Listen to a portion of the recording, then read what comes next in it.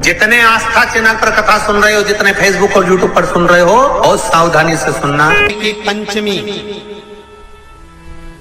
कौन सी तिथि? पंचमी, चाहे वो शुक्ल पक्ष की हो, चाहे वो कृष्ण पक्ष की। शिव महापुराण की कथा कहती है, आपको सुख अनुभव हो जाएगा। कार्य सिद्ध। जिंदगी में कभी संपदा कम नहीं हो सकती, संपदा बढ़ती ही चली जाती है। संपदा घट नहीं सकती, बढ़ेगी और घटेगी। कष्ट नहीं आ सकता, रोग बीमारी तकलीफ नहीं आ सकती। आपके लिए तो लाभदायक है, समझ लो ये कथा। शास्त्र कहता है कि जिसके घर में संपदा की कमी हो, पैसा आ ही नहीं रहा हो, सब तो उलझ गया हो, बहुत टेंशन चल रहा हो, पंचमी तिथि के दिन गन्ने का रस जानते हो? ईख का रस, गन्ने का रस तुलसी जी के क्यारे में हाथ में लेकर 7 बार अपना नाम और गोत्र बोलकर छोड़ दो। जिंदगी में 3 साल में तो करोड़पति बनकर बैठ जाओगे। अभी लक्ष्मी की कमी नहीं आ सकती। तैयारी में बैठे रहोगे कि फिर पंचमी तिथि आए। हमारे यहाँ सांपों की पूजन कौन से दिन होती है, कौन सी तिथि में करते हैं? जम के बोलो जरा। नाग पंचमी। नाग पंचमी का मतलब क्या है? सांपों की पूजन करो। नाग पंचमी का मतलब होता है शंकर जी के मंदिर में जाकर 1 लोटा जल समर्पित कर दो। उसका कारण क्या है कि हमारे परिवार में, हमारे कुटुंब में परिवार में कोई 7 पीढ़ी के अंतर्गत भी अगर कोई जीव तड़प रहा होता है, पड़ा हुआ होता है, उसकी मुक्ति नहीं होती है, तो पंचमी का चढ़ा हुआ जल उस जीव को प्राप्त हो जाता है और वो जीव तर जाता है, उसका फिर जन्म नहीं होता, वो तर। श्री शिवाय नमस्तुभ्यम। मेरे चैनल को सब्सक्राइब करें, बेल आइकन प्रेस करें, जिससे कि आपको लेटेस्ट वीडियो की नोटिफिकेशन मिल जाएगी। राम जी महाराज जब गए, हनुमत चरित्र कहता, राम जी महाराज जब जाने लगे तो उन्होंने हनुमान जी से कहा कि तुम क्या चाहते हो? हनुमान जी बोले मेरे को जाना है, क्योंकि जहां राम वहां हनुमान। हनुमान जी जब कहने लगे कि मेरे को जाना है, तो राम जी महाराज बोले नहीं नहीं हनुमान, तुझे सबसे ज्यादा प्रिय क्या है? तो कह राम। तो हनुमान तू कह रहा है सबसे ज्यादा प्रिय है राम, प्रिय है, तो एक बार जिस समय देवऋषि नारद का अपमान हुआ, विश्वामित्र बाबा का अपमान हुआ, उस समय पर एक राजा ने जब अपमान करा तो तूने उसको राम नाम लिखकर एक जगह पर बिठा दिया और कहा कि तू राम नाम जपते रहे। उसने राम नाम जपा। तब हनुमान याद कर, मेरे सम्मुख में तू खड़ा था और युद्ध होने वाला था, तो तूने क्या कहा था? प्रभु आप इसको मार नहीं सकते, क्योंकि ये आपका नाम ले रहा है। राम से बड़ा होता है राम का नाम, आप इसे मार नहीं सकते। तब आपने ये संवाद कहा था, हनुमान बता तेरी प्रियता क्या है? हनुमान जी कहते हैं प्रभु आपने मुझे जगा दिया, क्योंकि मुझे श्राप ये मिला था कि तू जागेगा किसी की जगाने पर, आपने मुझे जगा दिया। इसलिए है नाथ, अब मैं जाना नहीं चाहता, सत्संग करना चाहता।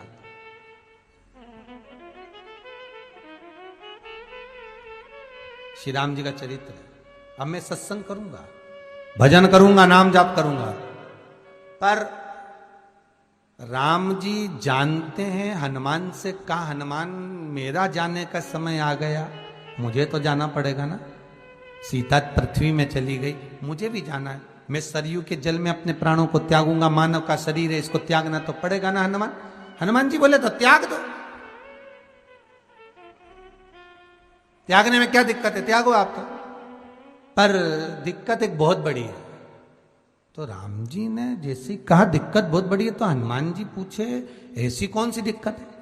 हनुमान जी के शब्द सुने तो राम जी बोले, जब जिस समय पर तुम सूर्य को निगल गए थे, इंद्र को क्रोध आया था और इंद्र ने तुम पर वज्र का जब प्रहार करा था, जब वज्र का प्रहार इंद्र ने करा, तब तुम्हारा नाम हनुमान हुआ। तब सारे देवी देवताओं ने तुम्हें वर प्रदान करा। उस जगह पर यमराज भी खड़ा था, तो यमराज ने तुम्हें वर दिया था कि जहां हनुमान होगा वहां यमराज नहीं होगा। अब दिक्कत यह है कि मुझे प्राण त्यागना है और तू मुझे 1 मिनट के लिए नहीं छोड़े, तो यमराज आएगा कैसे? दिक्कत वहां अड़ी पड़ी है।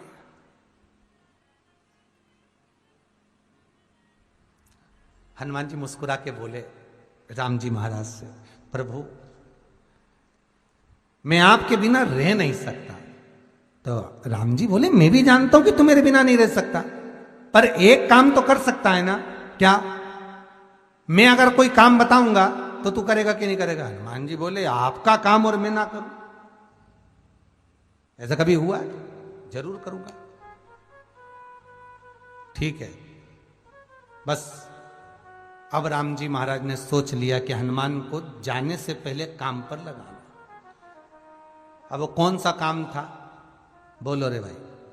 हनुमान जी को कहां काम पर लगाया राम जी ने? किस जगह पर काम पर लगाया? अरे सभी ने रामचरितमानस सुनी है, खूब सुनी, जल्दी बताओ। राम जी महाराज ने प्राण त्यागते समय, सरयू जी में प्राणों को देते समय, राम जी ने हनुमान जी को किस काम में लगाया था? कि राम जी ने अपने हाथ की एक मुद्रिका जिस पे राम लिखा हुआ था, वो मुद्रिका एक अयोध्या की एक सरंग में जमीन में डाल दिया और हनुमान से कहा जा जरा ढूंढ के लेके आ, मैं अभी घूम कर आया। और हनुमान जी तलातल रसातल भूमि के नीचे पताल में चले गए उस मुद्रिका को ढूंढने के लिए जिस पे राम लिखा है। और हनुमान जी पूछते भी जा रहे, राम कहाँ है? राम की मुद्रिका पड़ी थी, राम की अंगूठी है। अब राम का ही सत्संग करते करते जा रहे और राम जी चले गए सरयू, क्योंकि हनुमान अगर होगा तो यमराज नहीं आ सकता। हनुमान को यहां से हटाना पड़ेगा, तब यमराज लेने के लिए आ सकता, तब यम आए। और क्योंकि यम अपने नियम को धारण करेगा, चाहे कृष्ण हो चाहे राम। केवल एक दीवार ऐसी होती है जहां पर हनुमान जी का चित्र लगाया जाता है। चाहे तुम पर्वत उठाने वाला चित्र लगाओ हनुमान जी का, चाहे बैठे हुए लगाओ, चाहे रामायण पढ़ने वाला लगाओ, चाहे लंका दहन करने वाला लगाओ, चाहे राम नाम जपने वाला लगाओ, चाहे लक्ष्मण को संजीवनी देने वाला लगाओ, चाहे मौन मुद्रा में लगा दो, चाहे स्तुति में लगा दो, चाहे भजन में लगा दो। हनुमान जी का कोई भी चित्र लगता है तो ना पूरब में लगेगा, ना पश्चिम में लगेगा, ना दक्षिण में लगेगा। हनुमान जी का अगर चित्र लगता है तो उत्तर की दीवार में दक्षिण को देखते हुए लगता है, केवल एक ही स्थान।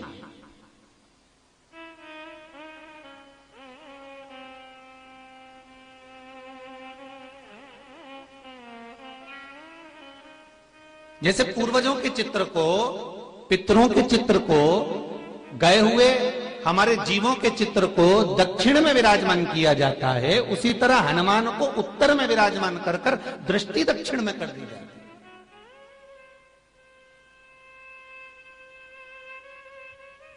घर में हनुमान जी के जितने फोटो होते हैं उसको केवल दक्षिण दिशा में लगा, उत्तर दिशा में लगा बिठा देते हैं, और दक्षिण की ओर उनकी दृष्टि होना चाहिए, दक्षिण की ओर उनका मुख होना चाहिए। क्यों?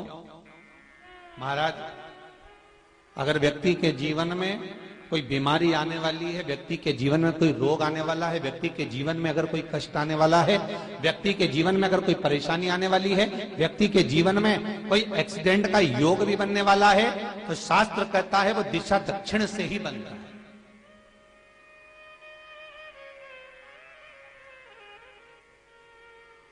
ये दक्षिण जो दिशा है ये यम की दिशा है। यहां संपूर्ण परिवार के साथ यमराज अपने आनंद में निवास करता है, यम दिशा। और जब हमारे घर में, हम ये नहीं कह रहे कि आप हनुमान जी का फोटो लगाओ, हम ये भी नहीं कह रहे, आपके घर में हो और आपने अगर विराजमान कर कर रखा है किसी दिशा में, तो हमारा तो निवेदन रहेगा, अभी तक आपने अगर जैसा रखा, पर एक बार दिशा बदल कर देखना कि रोग, बीमारी, कष्ट, दुख, तकलीफ में आपको लाभ मिला कि ना मिला। हनुमान जी ने केवल दक्षिण दिशा की ओर अगर मुख कर कर हमने विराजमान कर दिया, फोटो ही विराज दिया। हम ये नहीं कहेंगे आपसे कि आप बाजार से फोटो खरीद के लाओ फिर लगाओ, नहीं, आपके घर में हो तो आप लगा दीजिए। चाहे वो विकलांग पैदा हो, पर जो शिव ने सोचा, रोती हुई सुजाता हाथ में जल लेकर महादेव को समर्पित करती है और चरण पकड़ लेती है, चरण।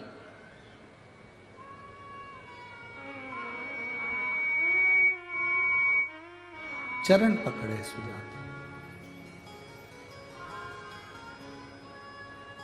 और अच्छे से समझ लो, बच्चा माइंड से विकलांग है। डॉक्टर ने कहा इस बच्चे का विकास नहीं हो रहा, बच्चे की बुद्धि काम नहीं कर रही है, बच्चे का शरीर काम नहीं कर रहा है, कहीं हाथ कहीं पैर में कहीं तकलीफ हो रही है, बच्चे का विकास नहीं हो रहा, 4 साल का हो गया, 5 साल का हो गया, 6 साल का हो गया, बुद्धि काम। तो उस जगह पर भी आप बच्चे से कहोगे ना, बेटा शिव जी को जल चढ़ाने जा रहे हो ना, तो ये जो 2 चरण है ना जहां से पानी बहता है वहां स्पर्श कर कर आया करो और पानी पिया करो चढ़ाने के बाद। आप 15 दिन 20 दिन उस बच्चे से करवा कर देखो, कितना भी माइंड से हम यहां तक कहेंगे, जिस बच्चे की कोई शरीर में विकास नहीं और बच्चा कहीं पड़ा रहता है, मुंह में से राल टपकती रहती है, उस बच्चे के लिए भी अगर ये प्रयोग करोगे तो 2 से 3 महीने में वो बच्चा अपने आप धीरे धीरे शरीर का विकास होना प्रारंभ हो जाएगा। वो स्थान ऐसा है, वो जगह ऐसी है, वो जगह की मूलता, उस जगह की महत्व। बोल बम का नारा है, अच्छे जम के बोलो जरा, बोल बम का नारा है। उस स्थान की मूलता बढ़ जाती है, उस स्थान की मूलता। अब सुजाता रो रही है, शिव जी के चरण पकड़ लिए सुजाता, दबा रही है चरण। जल चढ़ाने के बाद जो चरण दबाया, रोती रोती कर रही है, मेरे पति ने मुझे श्राप दिया है, तेरे गर्भ में जो बच्चा होगा वो विकलांग पैदा होगा, तेरे गर्भ में जो बच्चा है वो विकलांग होगा, मेरा श्राप है, इसके गर्भ में जो बच्चा है वो विकलांग होगा।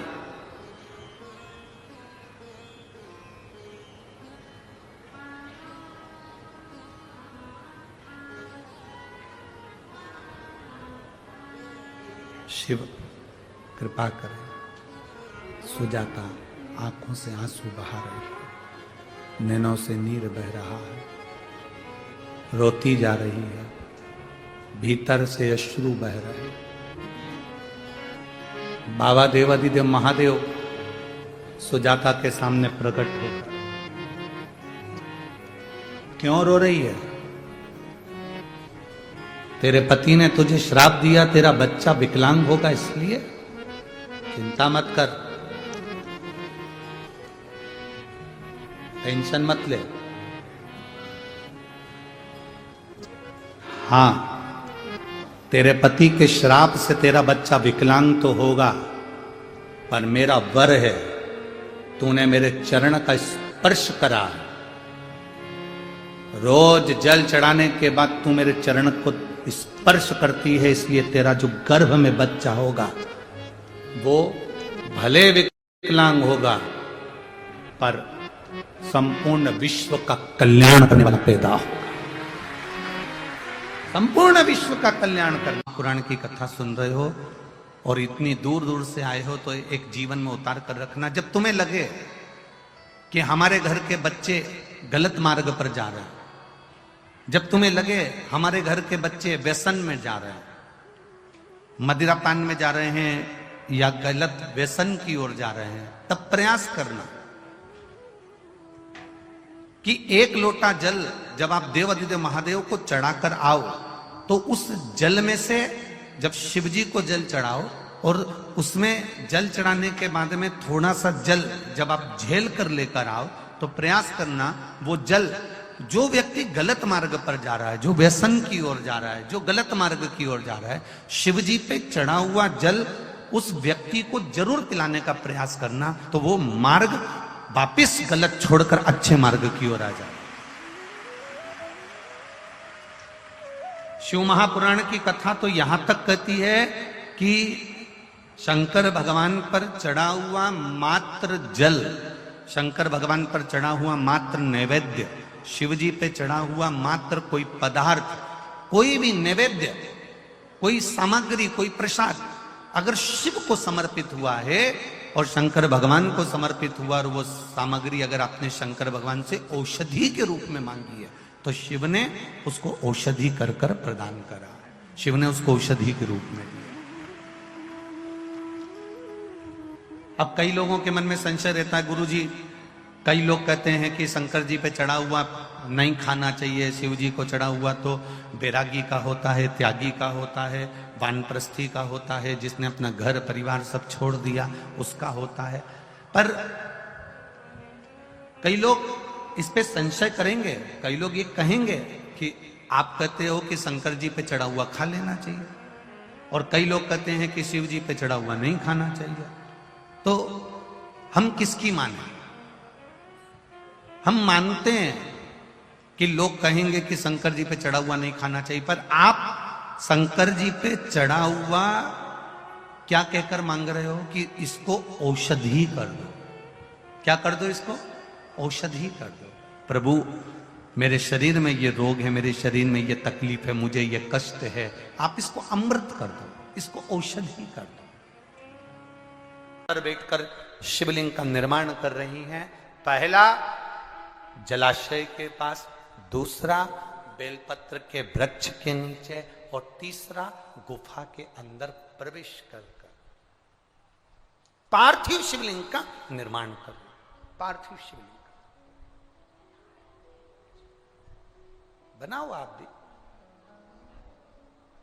एक प्रयास करिएगा। आपने कभी अगर मौका लगे और भगवान आपको अगर बहुत कृपा करा हुआ हो, आपके घर में अगर बहुत बाबा की अगर कृपा हो और आंगन में बेलपत्री का वृक्ष हो, तो प्रयास करना कि उस बेलपत्री के वृक्ष के नीचे 12 ज्योतिर्लिंग का निर्माण एक बार पार्थिव मिट्टी से अवश्य करें।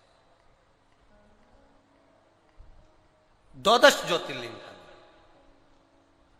एक थाली में 12 ज्योतिर्लिंग का निर्माण कर एक ब्राह्मण देवता को, एक बुलाओ, 2 ब्राह्मण देवता बुलाओ, 5 बुलाओ, 7 बुलाओ, 11 बुलाओ, 21 बुलाओ, आपके ऊपर, ये आपके ऊपर।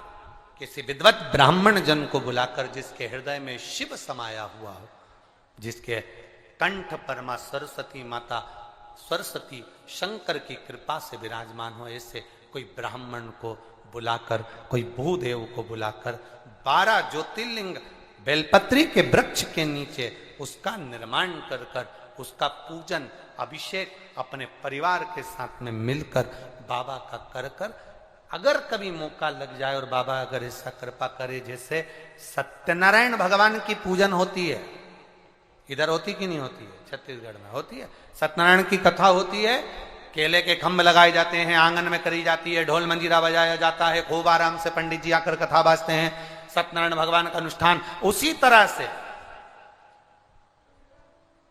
मणि शिवलिंग शिव महापुराण की कथा कहती है, अपने आंगन में अगर बेलपत्र का वृक्ष हो, उस वृक्ष के नीचे 12 ज्योतिर्लिंग का निर्माण कर ब्राह्मण देव को बुलाकर अभिषेक पूजन का अनुष्ठान कर फिर बाबा का स्मरण कर बड़े आनंद के साथ शाम के समय उस ज्योतिर्लिंग का फिर जो 12 बनाए हैं उसका विसर्जन भाव के साथ में, आनंद के साथ में बन सके। ब्राह्मण आदि संत गुरुजन बड़े बुजुर्ग इनका श्रेष्ठ भोजन कराकर अपने घर में एक आनंद का अनुभूति करें। कहते हैं उससे हमारे घर में शिव तत्व की प्राप्ति होती है और बाबा की कृपा बनी रहती है। शिव तत्व की कितना ज्योतिर्लिंग? 12 ज्योतिर्लिंग का निर्माण अगर अपने घर में बेलपत्र का वृक्ष है तो अवश्य करें। आपको मौका मिला है महीने, 2 महीने, 6 महीने, 8 महीने में, साल भर में, और बाबा से ऐसा प्रार्थना भी करें कि बाबा ऐसी कृपा करना, मैंने जो मांगा अगर वो पूरा होता है तो मैं 12 ज्योतिर्लिंग का निर्माण कर पूजन अवश्य करूं। ये तेरी कृपा बनी रहे, तेरी करुणा बनी रहे। करो।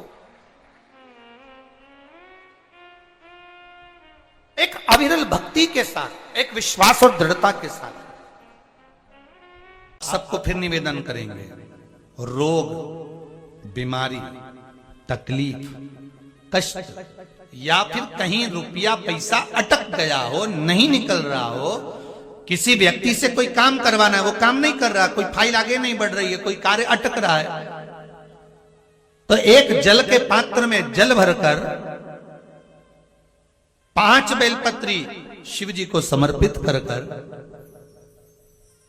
कुंदकेश्वर महादेव का नाम लेकर एक सफेद पुष्प बेलपत्री के ऊपर जो शिव जी को चढ़ाई है उस पर समर्पित कर जल जो लेकर गए हो, अपनी उस कामना को कर कि मेरा ये कार्य अटक रहा है, ये कार्य नहीं हो रहा, कुंदकेश्वर महादेव का नाम लेकर धीरे धीरे जल की धार चढ़ाइए। और एक बात हमेशा याद रखना, फिर निवेदन कर रहे हैं, अच्छे से समझ लेना, शंकर जी पर जब जल चढ़ता है, शिव जी का जब अभिषेक होता है, शंकर जी पर जब जल चढ़ाया जाता है, दूध चढ़ाओ, जल चढ़ाओ, कुछ भी चढ़ाओ, पर एक बात का स्मरण अपने जीवन में होना कि इतने ऊपर से मत चढ़ाना कि जल चढ़े और छींटे आपके ऊपर।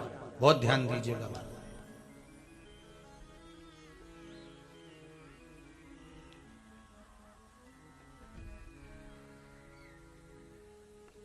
यहां तक वर्णन करा गया है कि शंकर जी का जल चढ़ा हुआ जहां से बहकर जाता है ना, उसको लांगा तक नहीं जाता। यहां लांगते हैं क्या? नहीं ना, परिक्रमा भी करेंगे तो वहीं से लौट कर वापिस इधर जाएंगे। शिव जी का जहां से जल बहकर जा रहा हो, चढ़ा हुआ जल जहां से बहकर जा रहा हो, उसको लांगा तक नहीं जाता। और कई लोग बड़े बड़े आनंद में शंकर जी पे इतनी ऊपर से जल चढ़ाएंगे तो वो छींटे पूरे अपने ऊपर आना चाहिए, शरीर पर आना चाहिए। नहीं, उसका दोष है महाराज, उसका दोष है।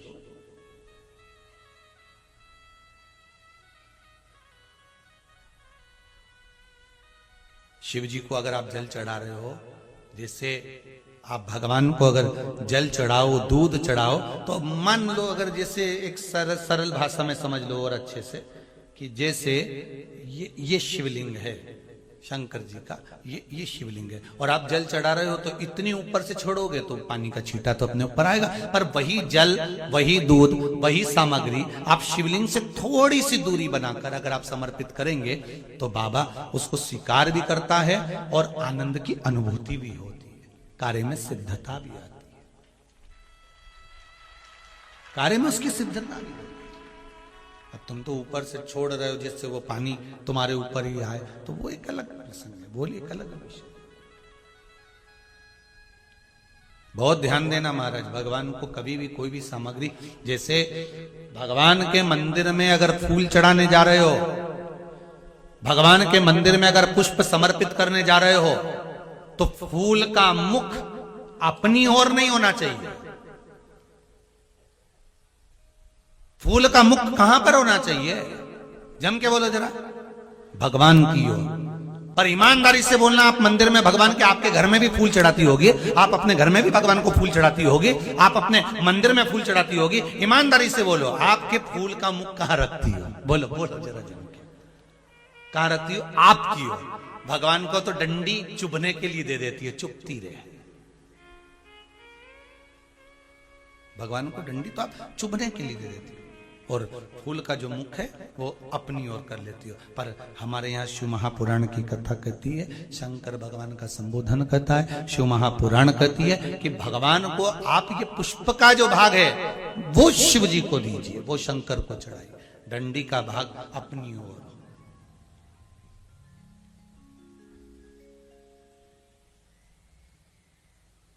पर हम लोग तो उल्टे चलते हैं ना, आदत तो हमारी उल्टी है, डंडी शंकर जी की ओर, फूल का मुंह हमारी, हमको अच्छा लगना चाहिए। भगवान के सामने ऐसा जमात हो गई है, भगवान के सामने ऐसा जमात हो गया। भगवान भी मन में सोचे वो डंडी गड़ रही है गुलाब की। वृक्ष जिसको आपने लगाया ग्रीन शिवरात्रि के पवित्र अवसर पर, वो वृक्ष सुंदर कब बनेगा? जब आप उसमें एक लोटा जल चढ़ाते रहोगे और उस वृक्ष को देख रेख करते रहोगे और वृक्ष आगे बढ़ता रहेगा। उसकी सुंदरता जब है,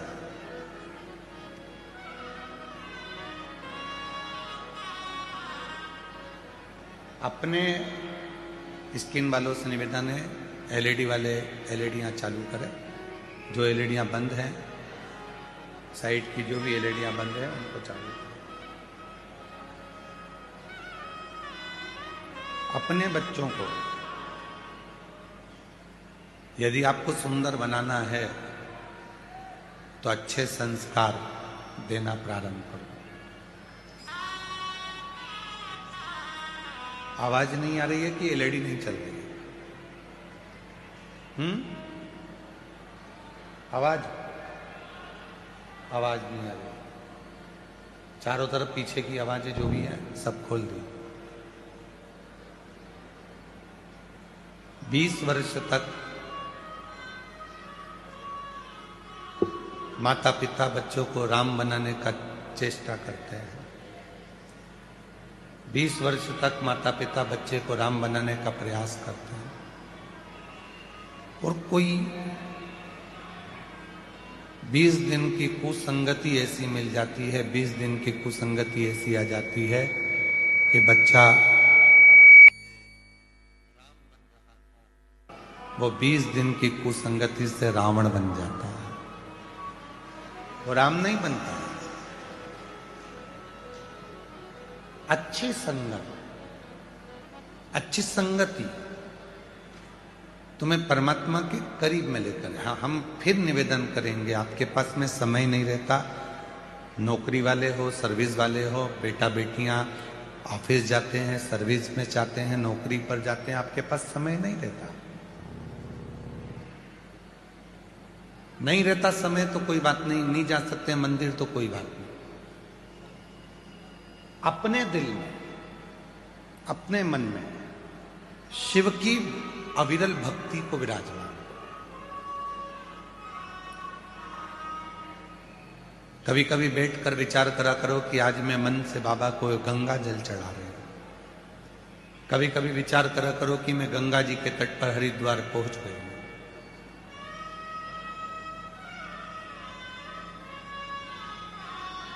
और मां गंगा के तट पर हरिद्वार पहुंचने के बाद मैंने मां गंगा का जल भर लिया है। आज मैं उस जल को लेकर महाकाल, वैद्यनाथ, भीमाशंकर, त्र्यंबकनाथ, मल्लिकार्जुन, रामेश्वरम जा रही हूं। भले नहीं गई, भले अपने घर पर हो, पर रोज प्रतिदिन एक ज्योतिर्लिंग की यात्रा करा करो। प्रतिदिन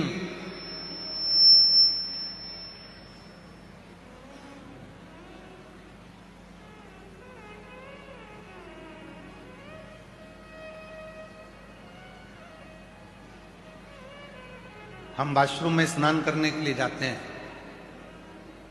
सीहोर में रहते हैं तो भी आप हमारी माता जी से पूछ सकते हैं। और यदि हम बाहर रहते हैं कथा में तो हमारे जो शिष्य हैं आशीष जी वगैरह सबसे पूछ सकते हैं।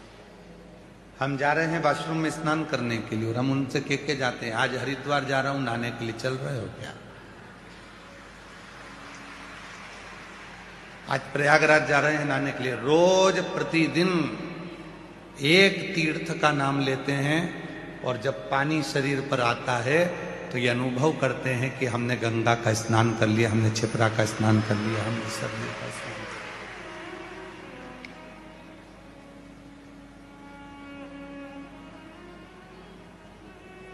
शिव महापुराण में वर्णन आता है कि स्वयं तुमरुका जी ने नंदी से कहा है, हे नंदी, कली काल में संसार में रहने वाला मनुष्य जब मन से कोई विचार करेगा तो उस देवता को, उस तीर्थ को, उस सरोवर को, उस नदी को जाकर उस जीव का कल्याण कलिकाल में करना ही पड़ेगा। बुजुर्ग हो गए, पांव नहीं चल रहे, घुटने नहीं चल रहे, शरीर नहीं चल रहा, और बच्चों से कह रहे हो कि मुझे हरिद्वार ले चल, मुझे प्रयाग ले चल, मुझे यहां ले चल, और बच्चे नहीं लेकर जा रहे तो कहना बंद करो। स्नान करने के लिए जब आश्रम में जाओ तो बच्चों से कह दो आज मैं हरिद्वार जा रही हूं नहाने के लिए, आज मैं प्रयाग जा रही हूं नहाने के लिए। प्रेम जब अनंत हो गया तो रोम रोम। प्रेम की अनंतता में